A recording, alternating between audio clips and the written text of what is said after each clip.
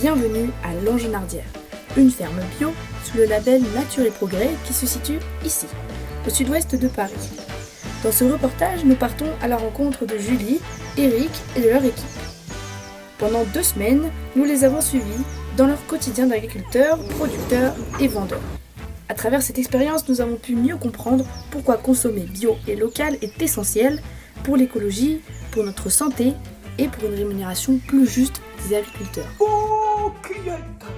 Alors, enfilez vos bottes, sortez vos blocs-notes et laissez-vous porter par ces agriculteurs engagés. Allez, c'est parti! Moi c'est Eric. Moi c'est Julie. On est paysans, boulanger. Voilà. On est installé depuis 2009 ici, sur la ferme qu'avaient mes parents avant. On a commencé par des travaux et puis on a commencé l'activité vraiment en 2011-2012. On a toujours des céréales, de la farine et du pain, on fait des pâtes aussi. On a un troupeau de moutons et un petit troupeau de vaches et des pommiers. Ça fait 14 ans que ça fonctionne. Et aujourd'hui, on est 5 à travailler à temps plein sur la ferme. Un peu plus que 5. On vend tout ça à la ferme. Ici, on a une petite boutique. On vend ça aussi sur le marché de Nogent-le-Rotrou, la ville la plus proche de chez nous. Et aussi dans des AMAP. C'est des associations pour le maintien d'une agriculture de proximité. Et qui est souvent une agriculture bio et locale. On vend ça aussi dans un magasin de producteurs qu'on a créé il y a 6 ans avec d'autres producteurs, des amis, des gens qui faisaient partie de notre réseau, d'autres producteurs bio. Ça s'appelle un magasin de producteurs et il s'appelle le Chardon. Tout le monde vient y déposer ses produits et tout le monde se relaie pour vendre dans le magasin. Et puis il y a le collectif Percheron, c'est un peu la même idée, c'est une association entre plusieurs producteurs.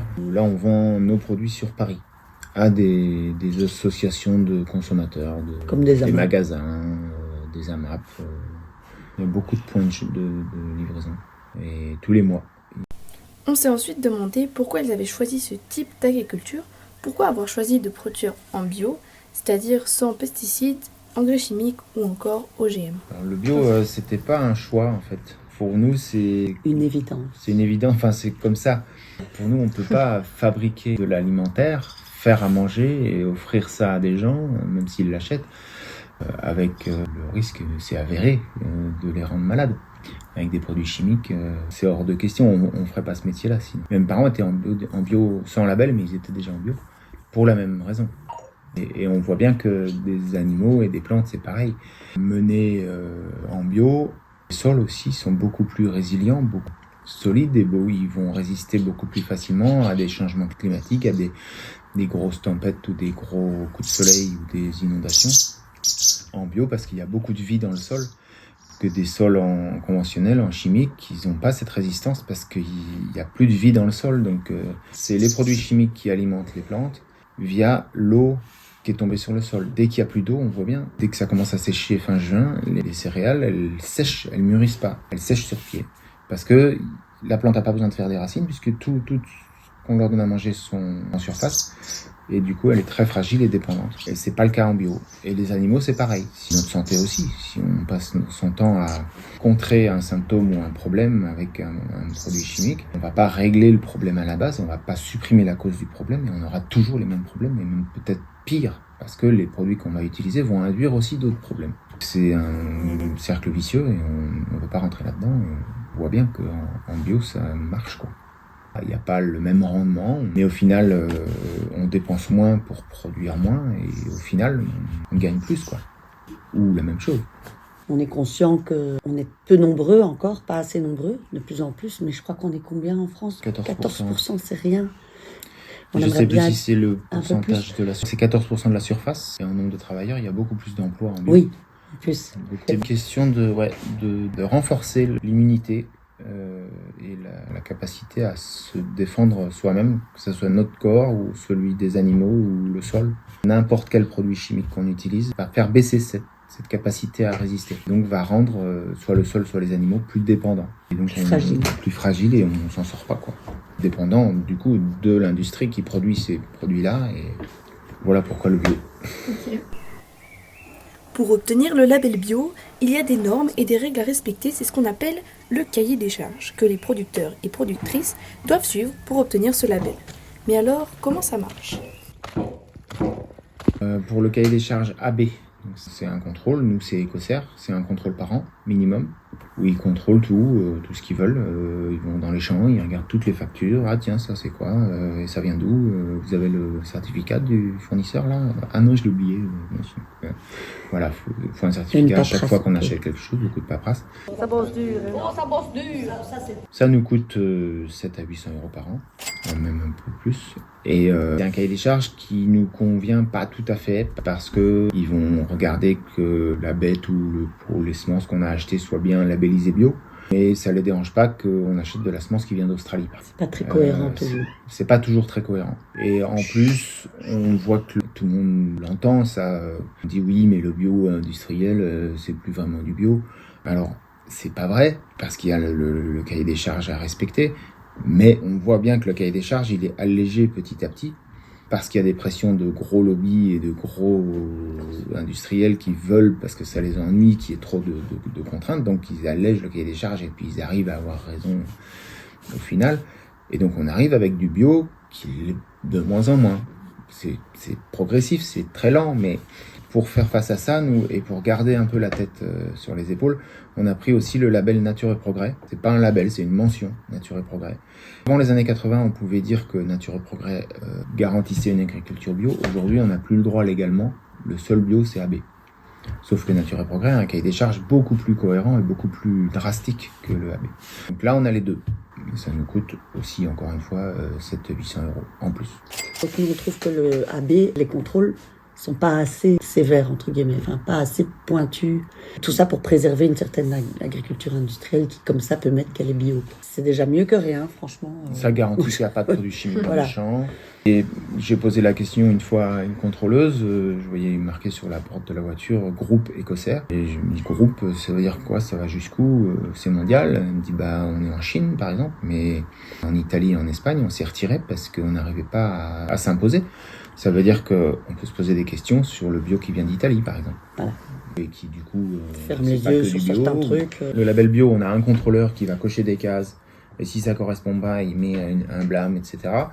C'est juste une machine en fait. En Nature et Progrès, il y a un SBG, ça s'appelle le système participatif de garantie. C'est-à-dire qu'on est contrôlé en tant que ferme, mais on est aussi engagé pour contrôler les autres. Normalement, dans les groupes, il y a la fédération nationale, et puis tu as les groupes locaux, il y a des consommateurs et des producteurs. Et donc les contrôles sont faits par moitié consommateurs, moitié producteurs. Donc les producteurs savent exactement de quoi on parle, parce qu'ils sont sur le terrain, mais les consommateurs aussi ont leur regard et préservent le fait que c'est aussi quelque chose à consommer qu'on propose. Donc ça garantit le respect du cahier des charges par le peuple, par les consommateurs. Il n'y a pas une espèce d'institution avec des cases à cocher. Nous, on pense que justement notre système permet de vivre, donc le système en bio, mais aussi en vente directe, ce qu'on appelle le circuit court, c'est-à-dire qu'on vend localement, qu'on vend nous-mêmes nos produits, qu'on passe pas par une boîte qui vient acheter nos produits et les revendre dans un magasin ou dans un supermarché. Pour vivre dignement, gagner sa vie, le circuit court, c'est l'avenir, c'est la solution. Alors que la plupart des agriculteurs maintenant en France sont en circuit long, c'est-à-dire que ce sont des gens qui doivent, par exemple, s'ils ont des vaches, ils doivent produire du lait en très grande quantité pour pouvoir en vivre, en fait. Donc, avoir beaucoup de vaches, avoir une grande surface, beaucoup de prairies, beaucoup de vaches. En fait, comme ils vendent leurs produits pas cher, le lait est acheté, voilà. C'est pas eux qui décident du prix. Voilà. C'est la laiterie qui achète. Et donc, c'est le marché international, en fait. Ils sont dépendants du prix qu'on leur propose. Et c'est sous forme de contrat. Donc, quand il arrive à la fin du contrat, le nouveau va décider s'ils pourront vivre ou pas dans les 10 années qui viennent. En fait. Et c'est piloté par des gros, quoi, en fait. Soit c'est au niveau de l'Europe, soit c'est le marché, soi-disant, qui décide. Et du coup, il faut quelques milliers de litres pour arriver à en vivre, parce que c'est vendu, je sais pas quel prix du lait. Mais... Alors qu'en transformant, on raccourcit la longueur de la filière, et donc on enlève tous les intermédiaires. Et on garde la main sur ce qu'on fait, en fait. On a 4 ou 5 métiers, parce qu'il faut produire les céréales, faire la farine, faire le pain, donc meunier, boulanger, céréalier, vendre. Et puis voilà, ça fait au moins 4 métiers. Mais quelque part, la ferme est autonome et s'en sort, je pense, moins mal que certains. Ouais. Les vraiment gros vont s'en sortir bien parce qu'ils sont toujours en train de regarder le cours de la bourse pour vendre leurs céréales à un moment opportun, mais on ne veut pas dépendre de la bourse puisqu'on vend du pain. Vendre quelque chose de bon à manger, voilà, point barre. C'est pas un métier à choisir quand on a envie de s'enrichir. C'est un métier où il y a une qualité de vie, c'est un choix en fait. Il y a le plaisir de faire ce qu'on fait, il faut être passionné, soit par les animaux, soit par la culture, soit par les jardins, pour les maraîchers, soit... C'est pas un métier où tu te dis « je vais brancher plein les fouilles ». Non, tu vas capitaliser d'autres choses, c'est-à-dire une bonne santé, un plaisir de travailler avec les autres, enfin c'est tout différent. Mais quelque part, c'est une capitalisation positive aussi. Tu vois, ça se traduit pas en sous, mais ça se traduit en plein d'autres choses qui pour nous sont vraiment essentielles. Donc c'est un peu des choix, quoi. C'est un métier qu'il faut choisir en connaissance de cause. D'ailleurs, souvent, avant de choisir ce métier, on fait des stages, on va voir à gauche à droite, et tout d'un coup, c'est ça que je veux faire. Mais bon, voilà. Nous nous sommes demandé également s'il existait des aides financières pour soutenir les agriculteurs en bio. On essaie de profiter de tout ce qui est possible d'aide.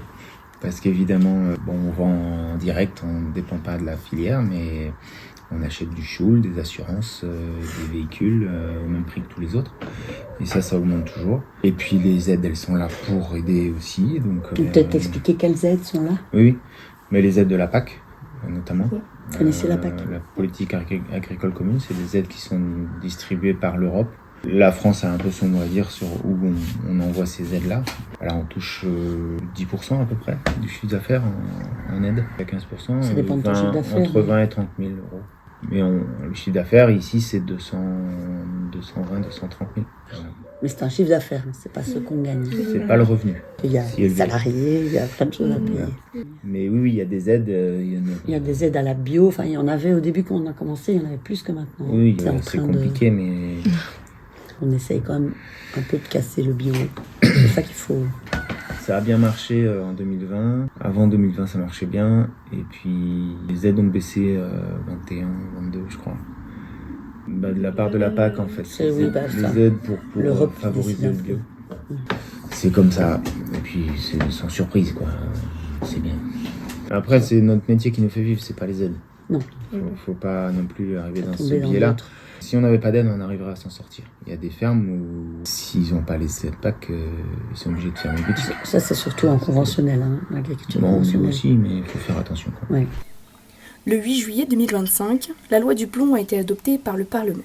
S'en est suivie une pétition qui a récolté 2 millions de signatures. Malheureusement, la loi a quand même été promulguée, c'est-à-dire officiellement validée, le 11 août de cette même année.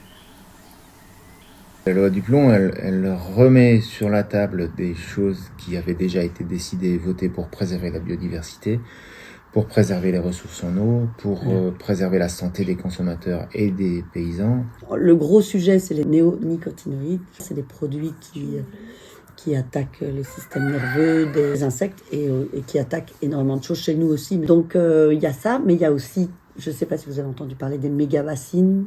On veut faire des grandes réservoirs d'eau, en fait, pour que les paysans conventionnels puissent aller pomper l'eau. De remettre ça en cause, c'est les manifs qui ont eu lieu il y a déjà 2 ans.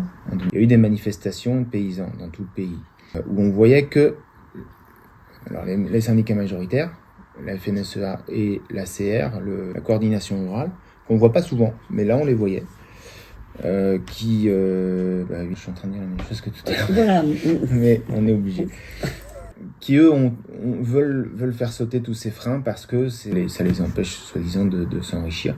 Sauf qu'ils n'ont pas compris que les produits chimiques qu'on va autoriser grâce à cette loi, ils sont obligés de les acheter à un prix qui leur est imposé. Et on sait bien depuis les années 80 que plus ça va, plus il faut mettre des produits parce que les sols s'appauvrissent et les insectes, les champignons, les maladies s'adaptent. Donc il faut toujours plus.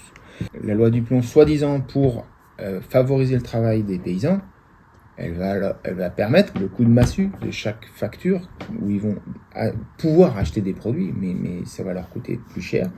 Ça va produire des céréales et des aliments mauvais pour la santé, et donc des problèmes de santé publique après. Donc le coût de ça, on n'en parle pas du tout. Alors que ça avait été mis sur la table et ça avait été acté. Donc c'est un recul, marche arrière, pour bénéficier à l'agro-industrie, en gros. Et en fait, c'est pas les paysans qui manifestaient qui ont besoin de ça. C'est les multinationales qui achètent les matières premières à ces paysans-là. Les multinationales, c'est les grosses boîtes qui vont acheter le blé aux céréaliers. Et qui sont au-dessus des pays, c'est-à-dire qu'elles sont multinationales. Elles travaillent entre les pays. Voilà, elles vont acheter en France du blé parce qu'à ce moment-là, c'est pas cher. Et elles vont le revendre à un pays qui l'achète très cher. Mais parfois, les paquebots, ils partent du Havre, ils sont pleins de blé, ils arrivent au milieu de l'Atlantique et on dit « Ah non, faut pas aller là, faut aller en Irlande. » Pouf, ils font demi-tour parce que entre-temps, il y a un marché qui s'est ouvert en Irlande. Et c'est ce qu'on fait avec nos matières premières. Alors qu'on parle d'alimentation, là, de gens qui ont faim. Et l'argument de gens qui veulent libérer les choses avec la loi du plomb, c'est « On doit nourrir le monde ». Ils vont pas donner à manger à ceux qui ont faim. Donc c'est bien une question de business. S'enrichir. C'est pas une question de faim dans le monde, c'est une question de business. Et pour moi, les gens qui ont été manifestés pour nous, ils ont été manipulés par les multinationales, par la FNSEA, c'est le syndicat majoritaire qui, en fait, le président de la FNSEA, c'est le président de Sophie Protéol. Sophie Protéol, c'est une énorme multinationale qui gère des ports entiers dans le monde entier, qui gère de l'huile de palme, qui gère... Et donc, comment est-ce qu'il peut être président de la FNSEA et représenter les paysans? Alors, la FNSEA, c'est un syndicat. Hein, c'est un syndicat. Majoritaire, agricole. Donc, on disait qu'on ne parlerait pas de syndicat. C'est de la corruption, enfin, voilà, on en est là. La première revendication de tous les paysans qui manifestaient, c'était le revenu. Il n'y a pas une seule fois le mot revenu qui est indiqué dans cette loi-là. Donc, c'est pas une histoire de revenu, c'est une histoire de business. Il y a, paraît-il, maintenant 1 700 000 signatures contre la loi du plomb. Ça fait plaisir. C'est pas pour ça on verra, mais ça fait Ça plaisir. veut dire que les gens sont... C'est-à-dire que les gens commencent à prendre conscience. Oui. Complètement. C'est quoi les plus grands changements que vous avez vus depuis vos débuts, par exemple à cause du Covid ou du changement climatique? Alors, Covid, par exemple, ça a été assez impressionnant. Les structures qui étaient en vente directe, c'était les seuls endroits qui avaient le droit de vendre encore de la nourriture. Donc en fait, on a bossé comme des fous, on a eu des files de gens dans la cour qui venaient chercher du pain parce que tous les magasins étaient fermés. Oui, dans les supermarchés, c'était fermé à un moment. Donc ça a été incroyable. Et alors à ce moment-là, on avait plein de clients dire oui, en fait c'est ça la véritable façon de se nourrir, on n'ira plus dans les grandes surfaces, etc. Et c'est vrai qu'il y a eu une sorte d'engouement. Plein de gens ont acheté des maisons à la campagne aussi, tu vois. Et typiquement au Chardon, on a explosé les chiffres de vente aussi à ce moment-là parce que c'est un magasin, on vend direct le chardon. On avait le droit d'ouvrir et du coup, nous, on avait le droit d'aller livrer le chardon, donc on pouvait circuler, on devait écrire nos petits papiers, hein, évidemment. Mais on a eu un espoir que l'après-Covid serait vertueux, que beaucoup de gens avaient l'air d'avoir compris des choses. Et puis on a vu que la vie a repris pratiquement comme avant, et que les supermarchés se sont re-remplis, la clientèle a rediminué ici. Bon, je pense qu'il y a des gens, si ça a pu faire du déclic chez certaines personnes, c'est vachement bien quand même. Hein. On est dans une région un peu plus humide et plus arrosée que les autres, donc on n'a pas à se plaindre de sécheresse pour l'instant. Mais en même temps, on diversifie, mais ça a toujours été en fait une ferme qui fait un seul produit. Elle prend beaucoup plus de risques. En plus, en bio, c'est ce que j'expliquais tout à l'heure, la vie du sol est beaucoup plus importante et on a des sols qui sont beaucoup plus résilients. Même si ils vont moins souffrir, d'une sécheresse. Il faut faire attention et éviter de laisser un sol nu trop longtemps parce que la vie du sol va mourir parce qu'il n'y a plus les racines pour héberger les champignons, les bactéries, etc. Donc, on diminue la vie du sol et on diminue la capacité du sol à supporter des gros coups durs. Il faut essayer de couvrir au maximum, donc ressemer des plantes qu'on ne va pas forcément récolter mais qui vont servir à couvrir et garder la vie du sol. Le sol idéal, c'est un peu le sol de la forêt, qui est toujours couvert, une matière organique, plein de vie en dessous, et c'est vers ça qu'il faudrait tendre toujours. Une forêt va toujours être résiliente. S'il fait très chaud, là où il y a des arbres, ça va toujours beaucoup mieux que là où il n'y a rien.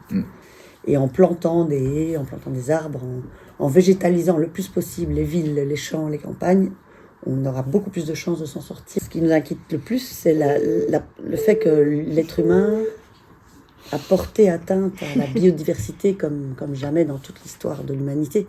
Et en fait, la disparition de la biodiversité, on n'en parle pas beaucoup dans les médias. On parle beaucoup, attention CO2, réchauffement climatique, ok. Mais pour nous, il y a beaucoup plus urgent et plus grave, c'est cette perte de biodiversité liée à l'agriculture conventionnelle, à la bétonisation des sols. Ces cultures, après la moisson, là, le sol, il est tout jaune et tout nu. Et jusqu'au mois d'octobre, si on sème rien, il va rester tout nu. Pendant ce temps-là, il est plutôt clair et il va se réchauffer. Parce qu'il n'y a pas d'évaporation, il n'y a pas de plantes qui tombent dans le sol et qui vont évaporer. Le sol vert, comme il y a de l'évaporation par les plantes, ça refroidit. L'évaporation, on l'a vu en physique, même en 6e, on le voit. Quand on évapore, ça refroidit. Et quand il fait froid, ça provoque la condensation et donc la pluie. Le cercle est bouclé, quoi. Il y a des fermes qui ont été créées dans le désert en rajoutant de la matière organique et en créant en fait ce point froid. Et donc on va créer du verre là où il n'y en avait pas. Et c'est le verre qui va attirer le verre. Et donc le béton, les routes et l'agriculture conventionnelle qui désigne tout et qui considère que le sol est juste un substrat et plus une matière vivante, et bien ça provoque aussi du réchauffement. Moi je crains personnellement en tout cas qu'on finisse par bousiller tout en continuant comme ça, comme l'agriculture conventionnelle travaille pour l'instant. Et qu'on ne soit pas assez nombreux pour contrer ça. Pour garder la biodiversité. Oui. Ouais. Moi j'ai peur de ça, parce que je pense qu'il y a des gros investisseurs qui possèdent des hectares et des hectares et des hectares en conventionnel dans des tas de pays, des surfaces énormes de terre qui sont menées en agriculture chimique. Et ça fait peur. Maintenant, je pense... C'est sûr que si on n'a plus d'insectes, on n'aura plus de pollinisation. Voilà. Et c'est pas juste les apiculteurs qui tirent la sonnette d'alarme, il y a tous les autres insectes qui y passent. Et du coup, nous, on est optimistes, c'est pour ça qu'on fait ce boulot. On y croit. Et je pense que, voilà, on va semer des petites graines partout. Ce que vous entendez ça, c'est pas anodin, même si vous n'êtes jamais agricultrice, c'est des choses que vous allez capter ou reproduire, ou des choses-là, c'est comme ça que ça va le faire, je pense. Mais c'est vrai que de temps en temps, ça fait un peu peur, ouais. Est-ce que vous avez déjà envisagé d'arrêter le métier d'agriculteur et pourquoi? Oui, parce qu'on arrive à la moitié là à peu près. Pas parce qu'on n'aime pas notre métier. Non, c'est pas parce qu'on l'aime pas, c'est parce qu'il y a un moment où on sera plus capable.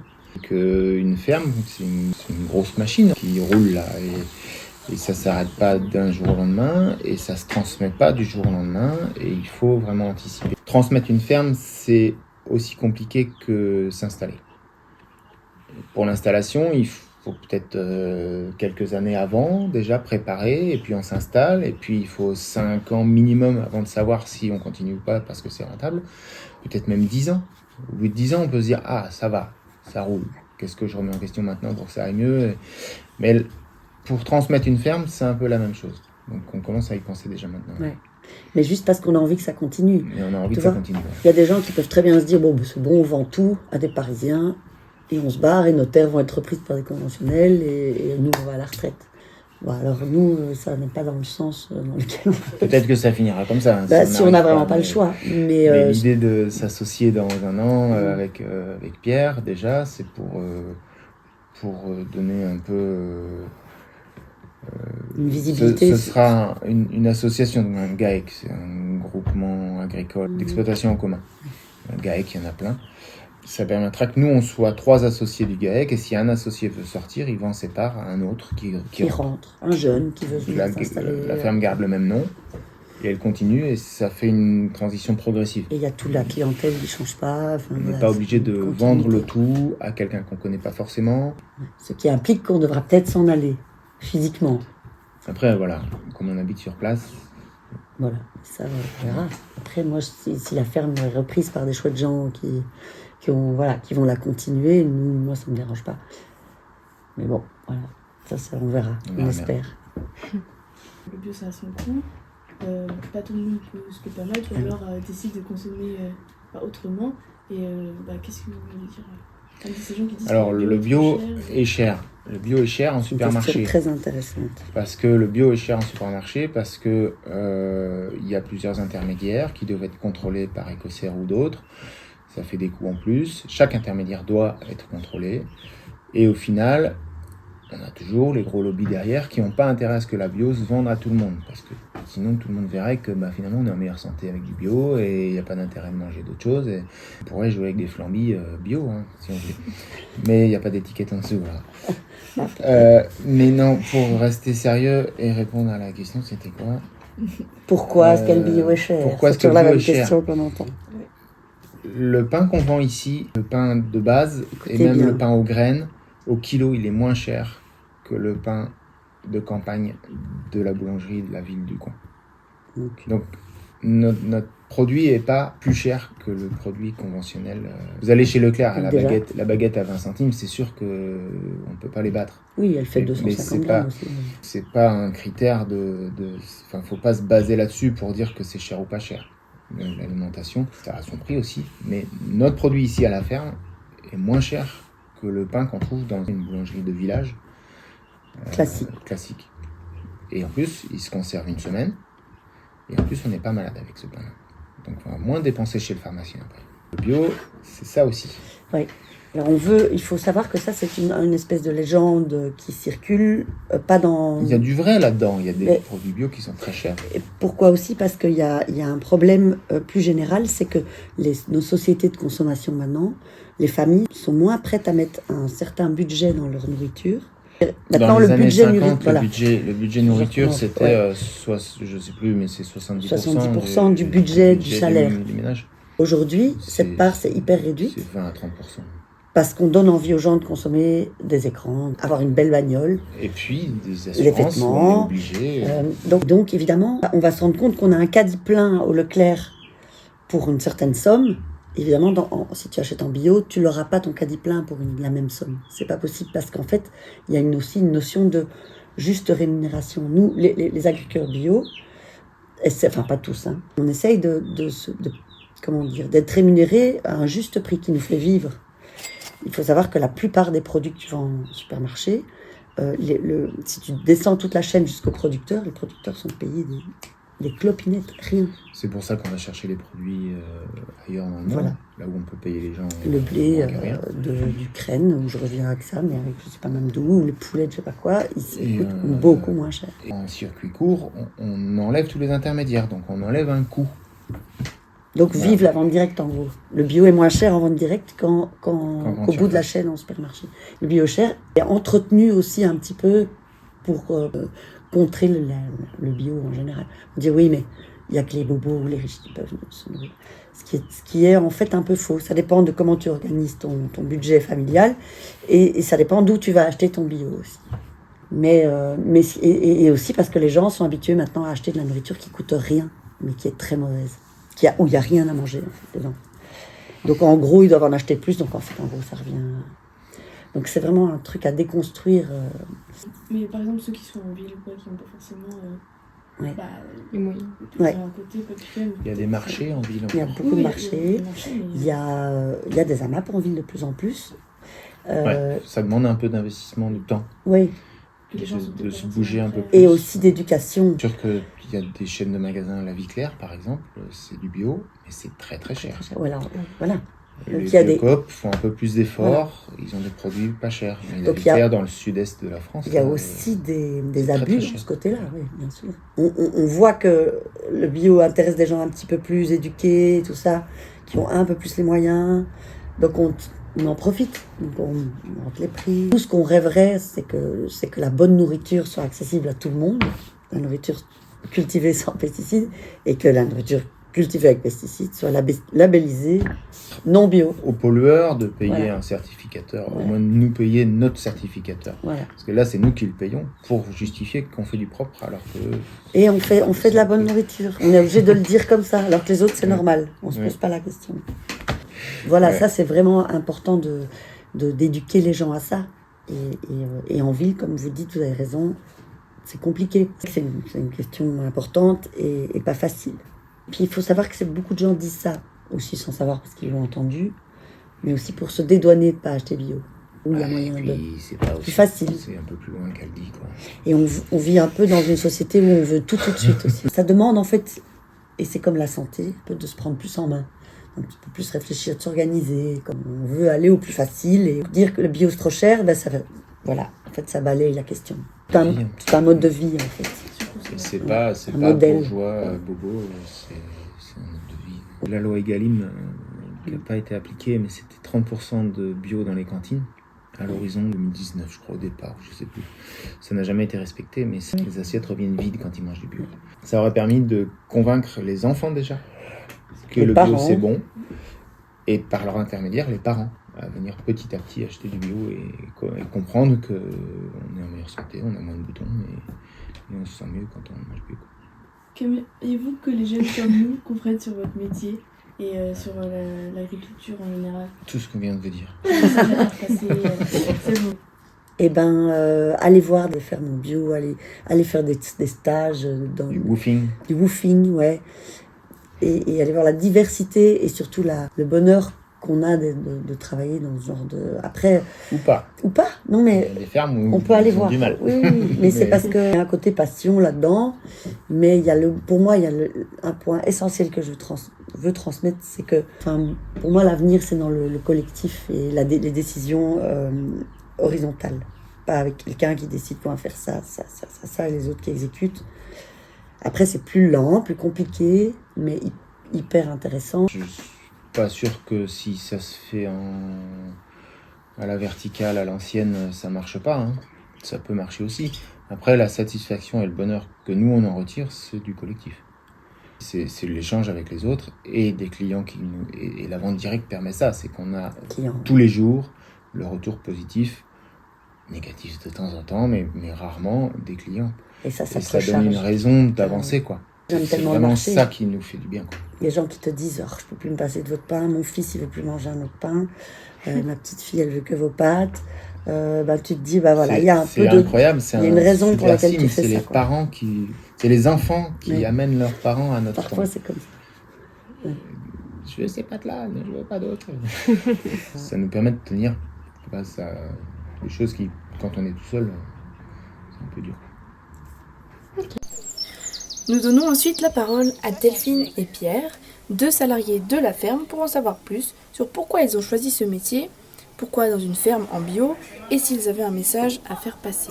Je m'appelle Delphine, je travaille chez Eric et Julie depuis 2013 et le reste de la semaine je travaille ailleurs, je travaille au Parc naturel régional du Perche où je fais de la sensibilisation et de l'éducation à l'environnement auprès du public scolaire et du grand public.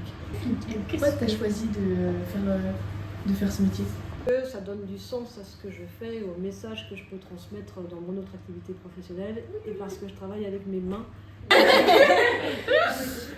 Ce que j'apprécie beaucoup ici, c'est que le matin on part avec de l'eau, de la farine et du sel et le soir on a du pain et on le pose sur la table et on le vend au public et on a un échange aussi avec du public. Actuellement on se rend compte aussi que la bio est une période un peu difficile et c'est un peu déroutant et décevant en 5 ans de voir comment les choses ont évolué et ça peut, moi à titre personnel, ça m'effraie aussi pour les autres enjeux qu'il y a derrière la transition écologique, le changement climatique, de voir comment les gens réagissent basiquement sur quelque chose de l'alimentation simple, alors qu'il y a des enjeux qui concernent l'avenir collectif.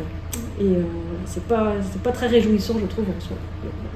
J'espère que ça changera, il faut rester optimiste. Et moi, le bio, ça me semble tellement logique et du bon sens. Pour moi, ça va de soi que ne pas détruire ce qu'il y a autour de nous, manger sainement, ne pas se détruire la santé avec des produits phytosanitaires. Voilà. Pour moi, c'est du bon sens et c'est une évidence. Bon. Après, dans mon activité professionnelle, je fais aussi de l'éducation à l'environnement, donc ça va dans le sens de mes convictions. Mais pour moi, déjà à la base, c'est du bon sens. Et à la base, je trouve ça scandaleux que ce soit si difficile pour les bio de devoir marquer un peu leur territoire et justifier de façon plus conséquente que c'est leur travail qui va dans le bon sens et qu'il n'y a pas à réfléchir très longtemps pour comprendre que c'est la bio qui va dans le bon sens. T'aimerais dire quoi aux jeunes comme nous pour comprendre un peu plus sur le métier et sur la vie dans la ferme en général, l'agriculture? Moi, je me plais très bien dans cet environnement, j'ai trouvé un équilibre et je suis très contente d'être ici. Et ce que j'ai envie de dire aux jeunes, c'est qu'il y a de l'avenir aussi dans les métiers de l'alimentation, dans les métiers qui protègent la nature, et puis que c'est comme ça qu'on s'en sortira si on veut s'en sortir à long terme. À mon travail, je m'appelle Pierre et dans la ferme, je suis le boulanger et un peu aussi, je fais d'autres choses. Je suis dehors avec Gauthier, je fais du bois et voilà. En gros, je fais des travaux agricoles et de la transfo. Après, à mes 40 ans, j'ai eu envie de changer parce que j'ai eu un enfant, j'avais moins envie de bouger. Et du coup, j'ai été faire une formation de paysan boulanger, c'est-à-dire transformation des cultures de céréales. Culture de céréales et transformation à la ferme. Et ce changement, est-ce qu'il a été aussi influencé par tes valeurs, tes envies et ce que tu voulais apporter à ton fils aussi? Ouais, c'était ça, c'était les choix de vie, quoi. Ce que je voulais, c'était travailler dans une ferme et valoriser les produits de la ferme en circuit court. Donc il s'est trouvé que c'était du pain, j'aurais aussi pu faire des légumes, du maraîchage et tout, mais comme je suis grand, le légume, c'est bas. Et pourquoi ça te tient à cœur de faire circuit court et transformation à la ferme? Je trouve qu'il y a une logique dans le fait de pouvoir cultiver sur place il y a un côté militant, mais il y a un côté aussi logique, quoi. Tu fabriques ta nourriture sur place et tu la vends sur place en circuit court et tu passes pas par des intermédiaires où au final il y a des gens, ils sont juste là pour vendre des produits et ils marchent juste sur la vente. C'est-à-dire que c'est plus l'agriculteur qui est payé, c'est celui qui vend le produit. Et moi je trouve que l'idée tu fabriques et pour ce que tu fabriques, tu es rémunéré pour ça, quoi. Est-ce que pour toi le bio c'est important et pourquoi? Ouais, pour moi c'est important. Et pourquoi c'est important? Parce qu'en fait, pour moi, on ne devrait pas appeler ça du bio. On va passer à quelque chose de normal. Je pense que c'est plus simple et que c'est plus naturel. Et qu'en fait, le reste, c'est quelque chose qu'on a inventé pour aller plus vite, avoir des meilleurs rendements. Mais c'est du faux confort. C'est du confort à très court terme. Alors que le biologique, entre guillemets, c'est gérer juste avec le vivant ce qu'on fait et manger des choses qui sont, du coup, mettre dans nos corps des choses naturelles, des choses saines, quoi. Et par rapport à ton fils, Firmin, Ouais. est-ce que c'était aussi une part de la décision Ouais. de l'aller en bio pour lui? Ouais. Déjà, c'était une part pour moi, c'était ma logique. Il y a eu le côté, effectivement, de se poser et de rester un peu avec mon fils. Donc, de le voir plus par ce métier-là, peut-être en local. Et aussi d'être, l'agriculture biologique, oui, bien sûr, c'est une continuité, quoi. Mais oui, t'as un enfant, tu vas faire gaffe, quoi. Si tu fais gaffe à toi, tu fais gaffe à ton futur. En politique, tout ça, est-ce que tu sens que les agriculteurs sont écoutés ou pas du tout par rapport peut-être à la loi du plomb qui C'est sûr, certains agriculteurs sont écoutés. Mais est-ce que c'est pas l'agro-industrie qui est plus écoutée que les paysans? Ça, je pense que voilà. Ouais. On sait bien que les paysans, là où ils ont un peu rien à faire, parce que le truc, c'est en tout cas dans les petites fermes comme les nôtres, l'idée, c'est plutôt que d'être peu sur une ferme et de travailler avec des gros outils et de travailler du coup avec des engrais, avec des pesticides, des choses qui te permettent de cultiver quand tu t'es tout seul. Nous, les modèles paysans qu'on prône, c'est plutôt d'avoir de la main-d'œuvre. Donc, ça impose d'autres logiques que des logiques capitalistes. Et c'est ça qui est compliqué, en fait, aussi. Voilà. Et comme le bio, ça a son prix, les gens qui peuvent pas se le permettre, ou alors qui décident de consommer autrement, comment tu penses qu'on pourrait faire pour que, disons, le bio, ce soit la normalité? Déjà, il faudrait plus appeler ça du bio. C'est-à-dire que c'est pas la loi pollueur-payeur, mais presque ça. On fait supporter le coût des maladies ou les problèmes de santé aux gens qui donnent des problèmes de santé. On pourrait estimer qu'aujourd'hui, on a la sécurité sociale, c'est-à-dire quelqu'un qui est malade, on le soigne, et on pourrait imaginer la même chose pour la nourriture. C'est-à-dire que n'importe qui, aujourd'hui, devrait être en droit en France, en tout cas, ou dans le monde, de bien manger, de manger sain. Ça ne devrait pas être une question d'argent. Et donc, ça devrait être pris en charge. Et de se dire, peut-être qu'il vaut mieux manger sain, et que derrière, on ait moins besoin de se soigner. Est-ce que en tant que boulanger, ça t'impacte le changement climatique Non, ça m'impacte en tant qu'être humain, en tant que papa, surtout. C'est-à-dire comment tu fais avec ton enfant, quoi. La biodiversité, qu'est-ce que tu vas préserver comme environnement pour ton môme, quel avenir il va avoir. Ça peut te questionner, mais plus en tant qu'être humain, plus qu'en tant que professionnel. Je crois que, aujourd'hui, il y a des trucs, mais on est impacté, on arrive encore en France, ça va, quoi. On est encore relativement protégé, moi, je trouve. Par rapport à plein d'autres pays. Hein. Et après... Jusqu'à quand? Jusqu'à quand? Puis l'Europe nous appartient pas non plus. Enfin, on est chez nous, mais si on fait les cons chez les autres, tu vois, c'est aussi chez eux, quoi, à un moment ici. Et qu'est-ce que tu dirais à la jeunesse qu'est-ce que tu voudrais faire passer comme message? On a ce qu'on a, on fait ce qu'on peut, et on a chacun nos armes, quoi. Mais je crois que, on peut se rendre compte des choses, mais il faut que ça prenne le temps aussi. Et c'est comme quand on veut dire à des enfants, fais pas ci, fais pas ça. Non, essaye, tu verras que c'est... Mais essaye par toi-même, quoi.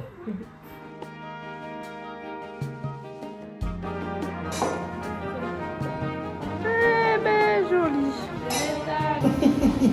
Excellent. 610, 615, 610. 600.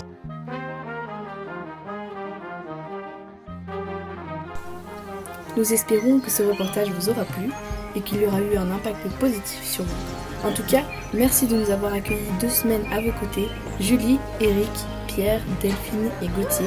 Nous avons partagé des moments de rire, de bonheur, mais surtout, nous avons beaucoup appris. Et c'est ce genre d'expérience qui fait grandir. Alors, merci.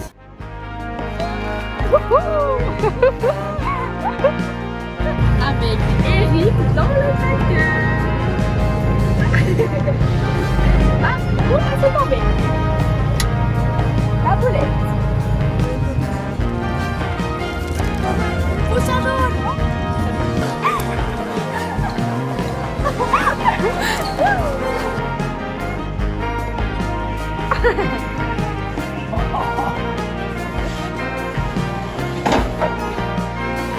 Oh, il y a le flash.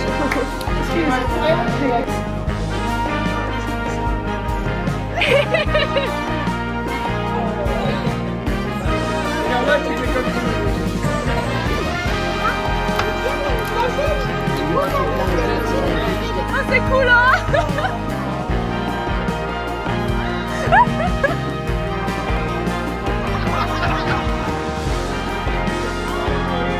Coucou pétrolaire.